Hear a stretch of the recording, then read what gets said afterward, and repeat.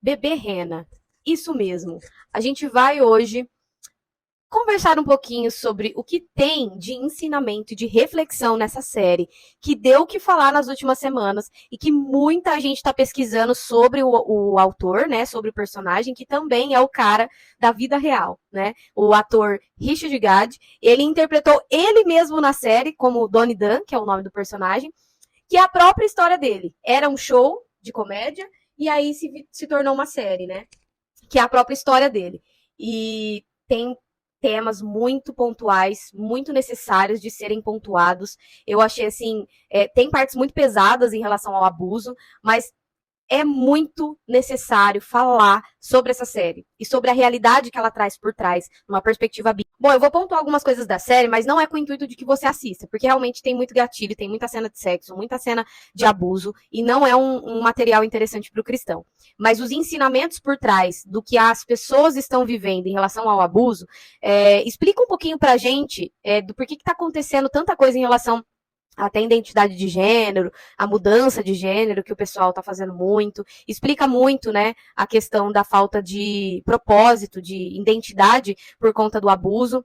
Então eu resolvi assistir pulando essas partes que são desnecessárias, mas que traz uma perspectiva muito real da vida de alguém que sofreu abuso. E o mais interessante é que traz um homem que sofreu abuso, e que a gente não fala muito disso, mas a realidade é que muito homem sofre abuso, quase na mesma proporção que mulher, mas não é falado disso.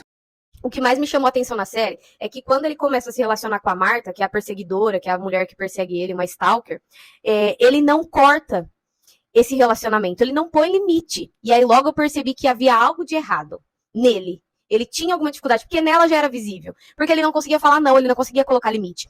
Ele tinha uma visão de empatia doentia, que hoje a gente vê muito.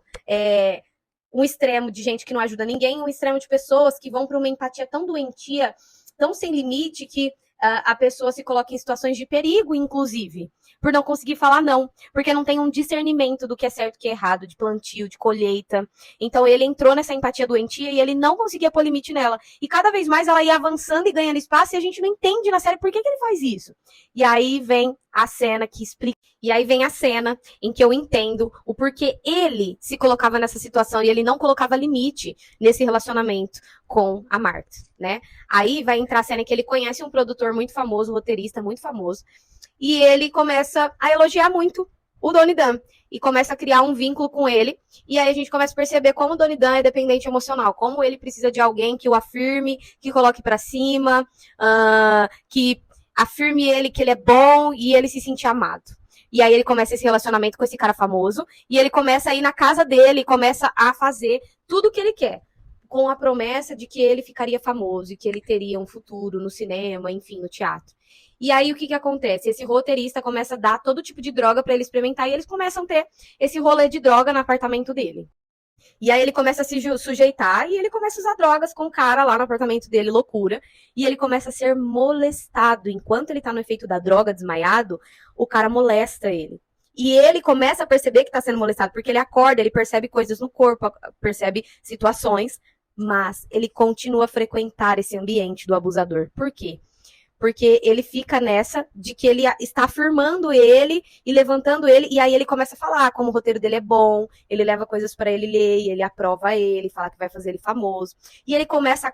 E o interessante é que o abuso acontece antes dele conhecer a Marta. Se antes do abuso ele já era uma pessoa insegura, que ficava preso à afirmação das pessoas, que necessitava de aprovação, muitas vezes não conseguia ter firmeza em quem ele era, depois do abuso isso se intensifica, e é por isso que ele não consegue falar não para Marta. E é por isso que ele vê a Marta como um outro abusador, né, no quesito psicológico, e ele se prende a ela de uma forma muito grande, que ele fica 6 meses antes de dar a primeira denúncia na polícia, tendo contato com ela, de tão preso que ele fica.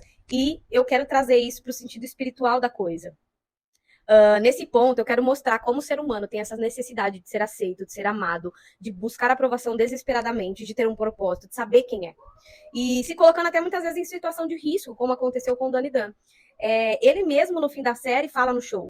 E o mais interessante que acontece, né, depois que ele se abre no show, né, que ele conta sobre o abuso, sobre tudo, e ele começa a fazer sucesso, é que você pensa que vai acabar por ali, e que tá tudo bem, que ele vai seguir a vida dele depois de ter, através do abuso, dele ter aberto isso num show e ficado famoso, mas, pelo contrário, ele não consegue romper esse ciclo. E ele vai atrás da abusadora dele, ele continua mantendo contato, buscando isso incessantemente. E isso mostra pra nós, como ser humano, sempre vai buscar algum tipo de ídolo, algum tipo de Deus pra te preencher, pra trazer significado, aprovação e propósito. Mesmo que ele teve uma espécie de redenção e cura no show dele, ele volta. Ele retorna a isso, porque nada pode dar significado, propósito, identidade pra nós, a não ser Deus.